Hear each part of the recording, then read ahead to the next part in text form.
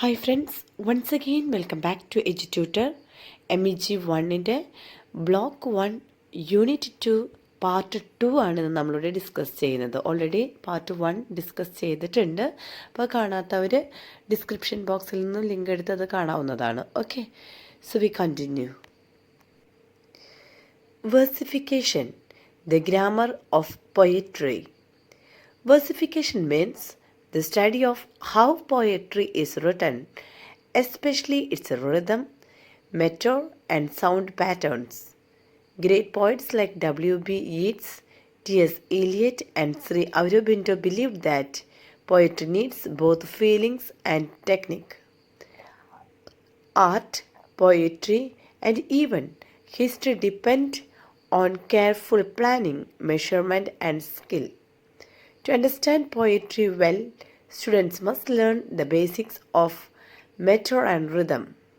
T.S. Eliot said that learning meter helps us understand poems better. Sri Aurobindo said that techniques improves poetry when it supports good ideas and emotions. Both agreed that technique and inspiration should go together. ഒരു poetry മനസ്സിലാക്കണം എന്ന് വെച്ച് കഴിഞ്ഞാൽ നമ്മൾക്കറിയാം പലതരത്തിലുള്ള poems ഉണ്ട്. അപ്പോൾ poem വായിക്കുമ്പോൾ പലപ്പോഴും നമുക്ക് അതിൻ്റെ മീനിങ് മനസ്സിലാവില്ല, അതിൻ്റെ ഇന്നർ മീനിങ് മനസ്സിലാവില്ല. കാരണം എന്താണെന്ന് വെച്ച് കഴിഞ്ഞാൽ ഓരോ പോയറ്റും എഴുതിയിരിക്കുന്നത് അവരുടെ ഐഡിയാസിലായിരിക്കും. അപ്പോൾ അതുകൊണ്ട് തന്നെ പോയം വായിക്കുന്ന ആൾക്ക് അത് മനസ്സിലാക്കണമെങ്കിൽ T.S. Eliot ആവട്ടെ, ഔരോബിണ്ടോ ആവട്ടെ, അങ്ങനെ വലിയ വലിയ ഗ്രേറ്റ് പോയറ്റ്സ് പറയുന്നത് അതിൻ്റെ ടെക്നിക്സ് നമ്മൾ കൃത്യമായിട്ട് മനസ്സിലാക്കണം.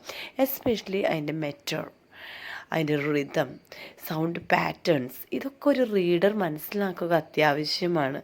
അപ്പോൾ അതിനാണ് MA ഇംഗ്ലീഷ് സ്റ്റുഡൻസിനോട് ഇവർ പറയുന്നത് ഈ ഒരു ബേസിക് കാര്യമെങ്കിലും സ്റ്റുഡൻസ് മനസ്സിലാക്കിയിരിക്കണം. എന്നാൽ മാത്രമേ ഒരു പോയട്രി കൃത്യമായിട്ട് മനസ്സിലാക്കാനായിട്ട് സാധിക്കൂ. അപ്പോൾ ധാരാളം ടെക്നിക്സ് ഉണ്ട്, അതുപോലെ ധാരാളം ഇമോഷൻസ്, ഐഡിയാസ് ഒക്കെ ഈ പോയത്തിലൂടെ കടന്നു പോകുന്നുണ്ട്. അപ്പോൾ ആ കടന്നു പോകുന്ന കാര്യങ്ങൾ മനസ്സിലാക്കിയാൽ മാത്രമേ ഒരു പോയം അതിൻ്റേതായ അർത്ഥത്തിൽ മനസ്സിലാക്കാനായിട്ട് സാധിക്കൂ. Okay, key terms. First, prosody. Prosody is the study of sound, rhythm, and patterns in poetry. It includes meter, rhyme, stress, and musical effects in language. Second, meter and metrics. Meter, the regular rhythm of a poem formed by stressed and unstressed syllables. Metrics, the study of meter. Prose does not follow fixed rhythm, but poetry does. Scansion. Scansion means marking and analyzing the rhythm of a line of poetry using symbols to show stress, weak syllables, pauses, and missing beats. Symbols used in scansion. ഇപ്പോൾ ഒരു പോയിട്രിയിൽ കാണുന്ന പലതരം ഘടകങ്ങളുണ്ട്. അപ്പോൾ ആ ആസ്പെക്ട്സുകൾ, ടേംസുകളാണ് നമ്മളിപ്പോൾ കണ്ടുവരുന്നത്. പ്രോസഡി. എന്താണ് ഈ പ്രോസഡി എന്ന് പറയുന്നത്? അത് കുറച്ച് സൗണ്ട്സ് അതിലുണ്ട്, റിതമുണ്ട്, പാറ്റേൺസ് ഉണ്ട് പോയട്രിയിൽ. അപ്പോൾ അതിനെയാണ് പ്രോസഡി എന്ന് പറയുന്നത്. അപ്പോൾ അതിൽ ഇൻക്ലൂഡഡ് ചെയ്യുന്ന കുറച്ച് കാര്യങ്ങളാണ് മെറ്റർ, റൈം, സ്ട്രെസ്, ഇങ്ങനത്തെ കുറച്ച് അതിൻ്റെ ലാംഗ്വേജ്, ഇതൊക്കെ. ഇനി മെറ്റർ ആൻഡ് മെട്രിക്സ് ഉണ്ട്. മെറ്റർ പലപ്പോഴും നമ്മൾ കേട്ടിട്ടുണ്ടായിരിക്കും, മെട്രിക്സ് ചിലപ്പോൾ കുറച്ച് പേരെങ്കിലും കേട്ടിട്ടുണ്ടാവില്ല. അപ്പോൾ എന്താണ് ഈ മെറ്റർ എന്ന് പറയുന്നത്? മെറ്റർ എന്ന് പറയുന്നത് കുറച്ച് സിലബിൾസുകളാണത്. മെട്രിക്സ് എന്ന് പറയുന്നത് സ്റ്റഡി ഓഫ് മെറ്ററാണ് മെട്രിക്സ്. ഇനി സ്കാൻഷൻ എന്ന് പറയുന്നത് കുറച്ചധികം സിമ്പിൾസുകളാണ്. ഓക്കെ, ആ സിമ്പിൾസുകൾ ശരിക്കും നമുക്ക് പേജ് നമ്പർ 30, ഓക്കെ, ഈ ഒരു പാർട്ട് 2 നിങ്ങൾക്ക് ബ്ലോക്ക് 1 നോക്കുകയാണെങ്കിൽ കാണാൻ സാധിക്കും. കുറേ എക്സസൈസുകൾ അവിടെ കൊടുത്തിട്ടുണ്ട്. അപ്പോൾ അവിടെ നമുക്ക് കുറേ സിമ്പിൾസുകൾ ഉപയോഗിച്ചിട്ടുണ്ട് ഇല്ലേ, ആ ഒരു പാറ്റേൺ അതിനെയാണ് ഈ സ്കാൻഷൻ എന്ന് പറയുന്നത്. ഇനി ഇതൊന്നും കണ്ട് നിങ്ങൾ പേടിക്കേണ്ട കേട്ടോ, നിങ്ങൾക്ക് ഇത് ബൈ ഹാർട്ട് ചെയ്യല്ലേ, കാരണം ഞാൻ ക്വസ്റ്റ്യൻ ആൻസേഴ്സ് ഉടനടി ഇടുന്നുണ്ട്. അപ്പോൾ ക്വസ്റ്റ്യൻ ആൻസേഴ്സ് നിങ്ങൾ പഠിച്ചാൽ മതി. ഇതൊന്ന് മനസ്സിലാക്കി വെക്കാൻ വേണ്ടി മാത്രമാണ്. കുറച്ച് കഴിയുമ്പോൾ ഇതൊന്നും അറിയാതെ നമുക്ക് എക്സാമിന് പോയിട്ട് കാര്യമില്ല കേട്ടോ. അപ്പോൾ ഇതൊക്കെ ഒന്ന് മനസ്സിലാക്കി വെക്കുക. ക്വസ്റ്റ്യൻ ആൻസേഴ്സ് വരുമ്പോൾ നിങ്ങൾക്കിത് ഈസി ആയിട്ട് ഫോളോ അപ്പ് ചെയ്യാൻ പറ്റും. ഇനി types of meteors. There are 4 main types of metres in poetry: syllable stress meter, strong stress meter, syllabic meter, quantitative meter. This section mainly explains syllable stress meter, which is the most common in English poetry. Syllable stress meter. The smallest unit of meter is called a foot. A foot is a pattern of stressed and unstressed syllables. ഇവിടെ പല types ഉണ്ട് മെറ്ററിന്, അത് നമ്മൾ കണ്ടു കഴിഞ്ഞു. ഇനി അതിൽ ഒരു ഇമ്പോർട്ടൻ്റ് ആയിട്ടുള്ള അല്ലെങ്കിൽ ഒരെണ്ണം നമുക്ക് ഡിസ്കസ് ചെയ്യാൻ എടുക്കുകയാണെങ്കിൽ സിലബിൾ സ്ട്രെസ് മെറ്റർ. അപ്പോൾ അതിന് മുൻപായിട്ട് നമ്മൾ അറിഞ്ഞിരിക്കേണ്ടതാണ് എന്താണ് ഫൂട്ട്. ഫൂട്ട് എന്ന് പറഞ്ഞു കഴിഞ്ഞാൽ സ്മോളസ്റ്റ് യൂണിറ്റ് ഓഫ് മെറ്റർ. ഓക്കെ, ഏറ്റവും ചെറിയൊരു യൂണിറ്റ് ഓഫ് മെറ്ററിനെയാണ് ഫൂട്ട് എന്ന് വിളിക്കുന്നത്. ഈ ഫൂട്ട് എന്ന് പറയുന്ന ഇതുണ്ടല്ലോ, ആ ഒരു പാറ്റേൺ എന്ന് പറയുന്നത് സ്ട്രെസ്ഡ് ആയിട്ടുള്ളതും അൺസ്ട്രെസ്ഡ് ആയിട്ടുള്ള സിലബിൾസുകളും ഇതിലുണ്ട്. ഇവിടെ മെയിൻ ടൈപ്സ് ഓഫ് ഫീറ്റ് ഇവിടെ കാണിക്കുന്നുണ്ട് കുറച്ച് എക്സാമ്പിൾസ്. ഇതെങ്ങനെ മനസ്സിലാക്കാൻ പറ്റുന്നതെന്ന് വെച്ച് കഴിഞ്ഞാൽ, ഫസ്റ്റ് ഒരെണ്ണം നമുക്ക് പറയാം. അൺസ്ട്രെസ്ഡും സ്ട്രെസ്ഡുമായിട്ടുള്ള ഒന്നിൻ്റെ എക്സാമ്പിൾ കൊടുത്തിട്ടുണ്ട്. Appear attack. ഇതെങ്ങനെയാണ് നമ്മൾ വായിക്കുക, അല്ലെങ്കിൽ ഇതെങ്ങനെയാണ് നമുക്ക് ഈ അൺസ്ട്രെസ്ഡും സ്ട്രെസ്ഡ് എന്നൊക്കെ പറഞ്ഞു കഴിഞ്ഞാൽ എന്താണ്? ഓക്കെ, ആ ഒരു എക്സാമ്പിൾ മാത്രം എടുക്കുകയാണെങ്കിൽ അപ്പിയർ, അതിൽ എ എന്ന് പറയുന്നത് അൺസ്ട്രെസ്ഡ് ആയിട്ട് ആ ഒരു ഉച്ചാരണത്തിലെടുക്കണം. അതേസമയം പിന്നീട് വരുന്നത് ആ ഒരു പി നമുക്ക് വിട്ട് കളയാം. അടുത്തത് എ പ്ലസ് PEAR, അങ്ങനെ നിങ്ങൾ മൈൻഡിൽ വിചാരിക്കുക. ഓക്കെ, എ എന്ന് പറയുന്നത് വളരെ സിമ്പിളായിട്ട് സ്ട്രെസ് ഇല്ലാതെ എന്ന് ഉച്ചരിക്കുക. ആൻഡ് അതിൻ്റെ ഫോളോ അപ്പ് ആയിട്ടുള്ള PEAR, ആ ഒരു ഭാഗം സ്ട്രെസ്ഡ് ആയിട്ട് നമുക്ക് ഉച്ചരിക്കേണ്ടി വരും. ആ പ്യുർ കണ്ടോ? അപ്പോൾ ഇവിടെ ഫസ്റ്റ് സ്ട്രെസ് അല്ലാത്തതും പിന്നീട് സ്ട്രെസ് ആയിട്ടുമാണ് നമ്മൾ ഈ ഒരു വേർഡിനെ ഉച്ചരിക്കേണ്ട രീതി. അതുപോലെ അറ്റാക്ക്, എ ഇവിടെ സിമ്പിളായിട്ട് നമുക്ക് അൺസ്ട്രെസ് ആയിട്ട് ഉപയോഗിക്കുക. അതിന് ശേഷമുള്ള എ പ്ലസ് TACK എന്ന് നമുക്ക് എടുക്കാം. അപ്പോൾ ഒരു ടി നമുക്ക് വിട്ട് കളയാം. അപ്പോൾ TACK എന്ന് പറയുന്ന ആ ഒരു പോർഷൻ ഉണ്ടല്ലോ, അത് നമ്മൾ സ്ട്രെസ്ഫുള്ളി നമുക്ക് വായിക്കേണ്ടി വരും.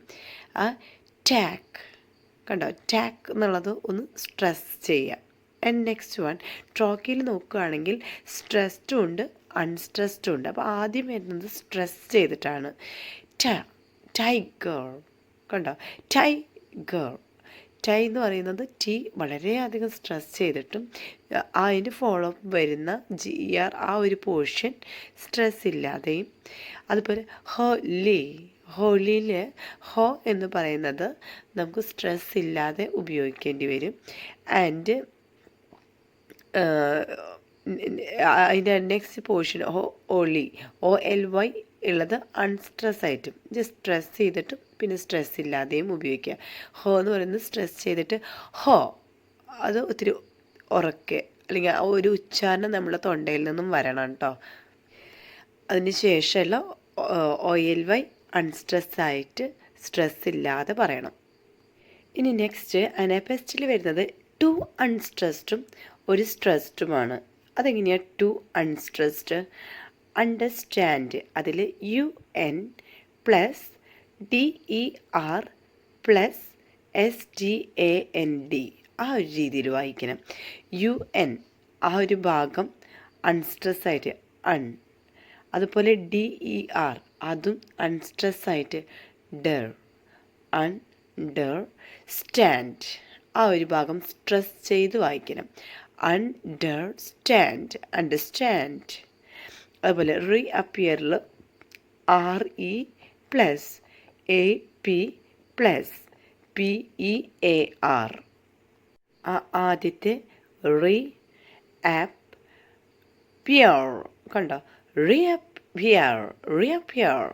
ആ ഒരു ഭാഗം റീ ആപ്പ് പിയർ, ആ ഒരു ലാസ്റ്റ് പോർഷൻ മാത്രം സ്ട്രെസ് ചെയ്യുക. നെക്സ്റ്റ് വന്നിട്ട് ഡാക്റ്റിലാണ്. അതിൽ സ്ട്രെസ്ഡ് ഒരെണ്ണം, 2 അൺസ്ട്രെസ്ഡ് ഉണ്ട്. ഓക്കെ, എങ്ങനെയാണ് വരിക? DES അത് സ്ട്രെസ് ചെയ്യണം. പിന്നെ PER, DES plus PER plus ATE. ആ ഒരു രീതിയിൽ നിങ്ങൾക്കൊന്ന് എഴുതി നോക്കിയാൽ കിട്ടും. ഡെസ് എന്നുള്ളത് സ്ട്രെസ് ചെയ്യാം. ഡെസ്പെറേറ്റ്, അത് ഡെസ് എന്നുള്ളത് സ്ട്രെസ് ചെയ്യുക. PER അൺസ്ട്രെസ് ചെയ്യുക. അടുത്ത ഒരു ATE അൺസ്ട്രെസ് ചെയ്യുക. മെസ്സഞ്ചറിൽ MES plus SEN plus GER.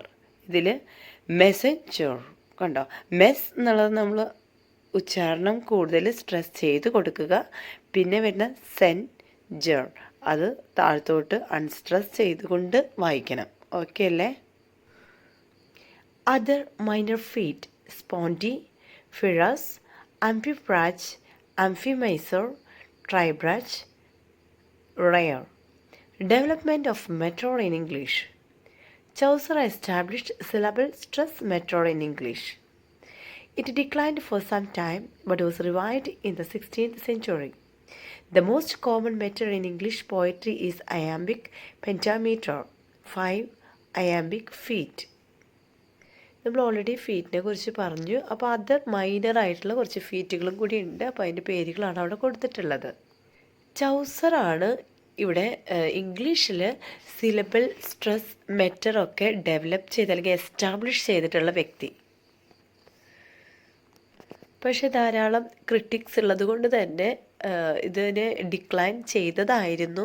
പക്ഷെ അതിനുശേഷം പിന്നെയും 16-ാം നൂറ്റാണ്ടിൽ ഇത് വീണ്ടും എല്ലാവർക്കും ഓക്കെയാണ് എന്ന് തെളിഞ്ഞ് റിവൈവ് ചെയ്ത് വന്ന ഒരു സംഭവമാണ് ഈ സിലബിൾ സ്ട്രെസ് മെറ്റർ.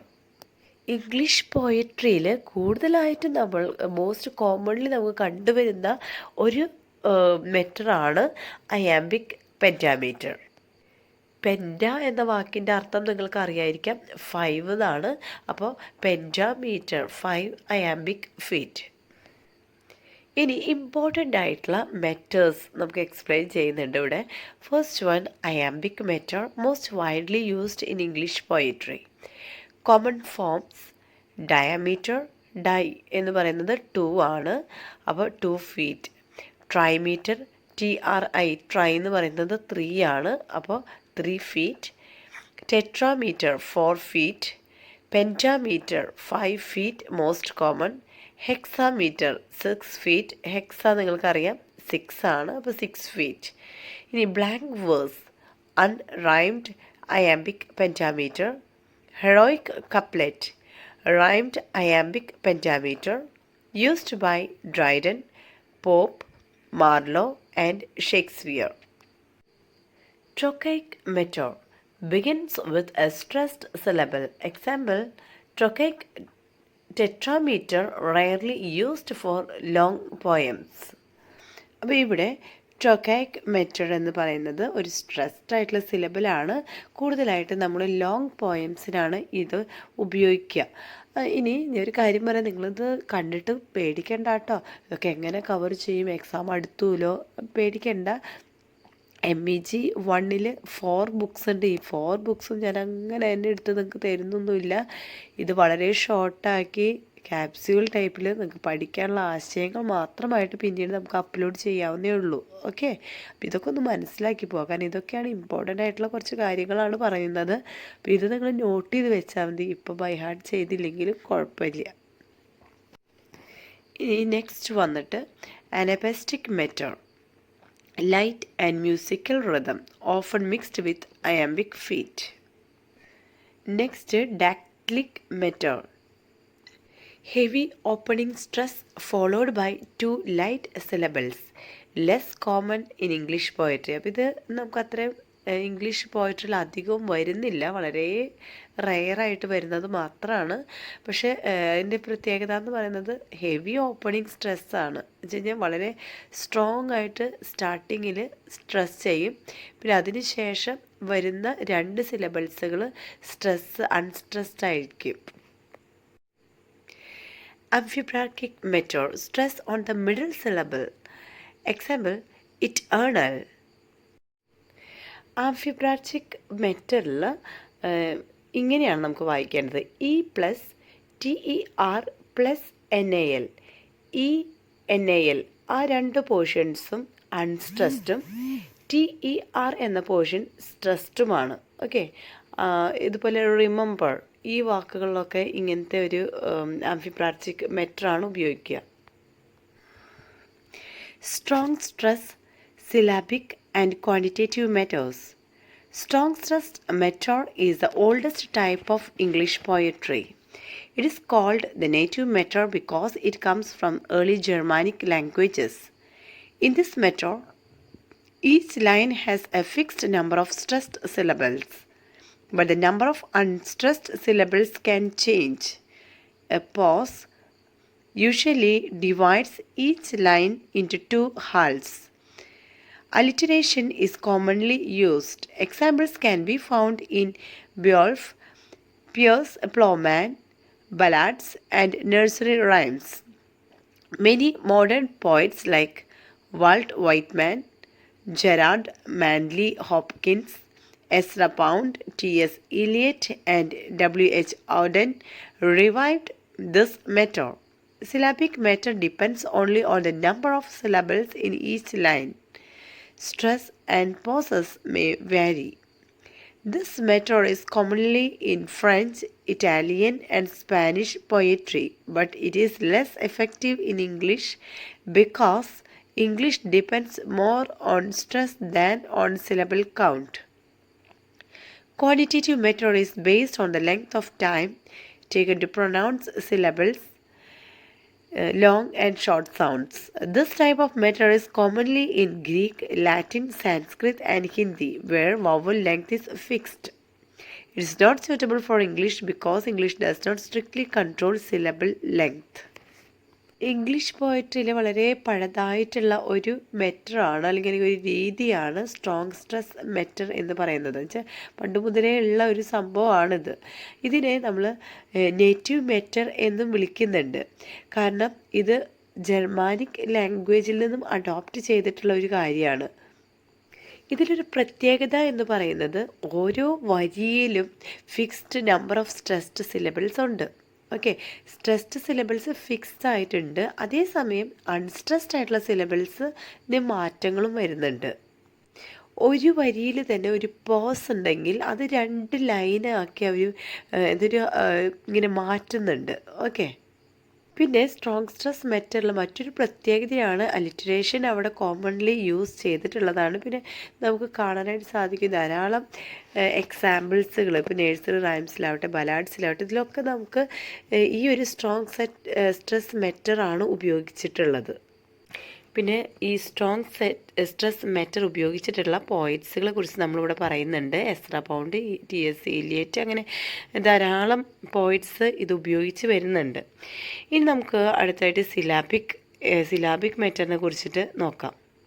സിലാബിക് മെറ്റർ പറയുന്നത്, അല്ലെങ്കിൽ അത് ഡിപ്പെൻഡ് ചെയ്യുന്നത് എത്ര സിലബിൾസ് ആണോ ഓരോ വരിയിലും, number of syllables in each line.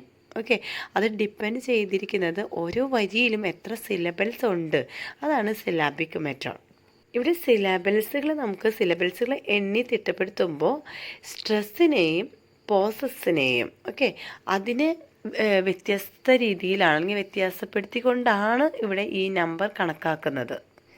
ഇങ്ങനെ നോക്കുമ്പോൾ ഈ സിലാബിക് മെറ്റർ ശരിക്കും പറഞ്ഞാൽ ഇംഗ്ലീഷിൽ അത്രയും ആപ്ലിക്കബിൾ അല്ല. കാരണം ഇംഗ്ലീഷിൽ അങ്ങനെ ഒരു എണ്ണി തിട്ടപ്പെടുത്തുന്ന ഒരു പരിപാടി കുറവാണ്. അപ്പോൾ English depends more on stress than on syllable count. കണ്ടോ, സ്ട്രെസ്സിനാണ് ഇവിടെ കൂടുതലും ഇംഗ്ലീഷിൽ പ്രാധാന്യം നൽകുന്നത്, സിലബിൾ കൗണ്ടിന് അല്ല. അപ്പോൾ അത് കൂടുതലായിട്ടും സിലബിൾ കൗണ്ട് കണ്ടുവരുന്നത് ഫ്രഞ്ച്, ഇറ്റാലിയൻ, സ്പാനിഷ് ഈ പോയട്രികളിലൊക്കെയാണ്. ഇനി ക്വാണ്ടിറ്റേറ്റീവ് മെറ്ററിനെ കുറിച്ച് പറയുകയാണെങ്കിൽ അത് അത് ബേസ് ചെയ്തിരിക്കുന്നത് length of time taken to pronounce syllables. Okay, അത് ലോങ് ആവട്ടെ ഷോർട്ട് ആവട്ടെ അതിൻ്റെ സൗണ്ട്സിനാണ് ഇവിടെ പ്രാധാന്യം നൽകുന്നത്. പക്ഷേ ഇവിടെയും ക്വാണ്ടിറ്റേറ്റീവ് മാറ്റർ ഇംഗ്ലീഷിൽ അത്രയും ആപ്ലിക്കബിൾ അല്ല. കാരണം ഇംഗ്ലീഷിൽ അങ്ങനെ ഒരു സ്ട്രിക്റ്റ് ആയിട്ടുള്ളൊരു കൺട്രോൾ സിലബിൾ ലെങ്ത് ഇല്ല. അതേസമയം ഇത് നമുക്ക് കാണാൻ സാധിക്കുക കൂടുതലായിട്ടും നേറ്റീവ് ലാംഗ്വേജുകളായിട്ടുള്ള സാൻസ്ക്രിത്, ഹിന്ദി, ഗ്രീക്ക്, ലാറ്റിൻ ഇങ്ങനെയുള്ള കോമൺ വേറെ ലാംഗ്വേജുകളിലൊക്കെയാണ്. ഓക്കെ.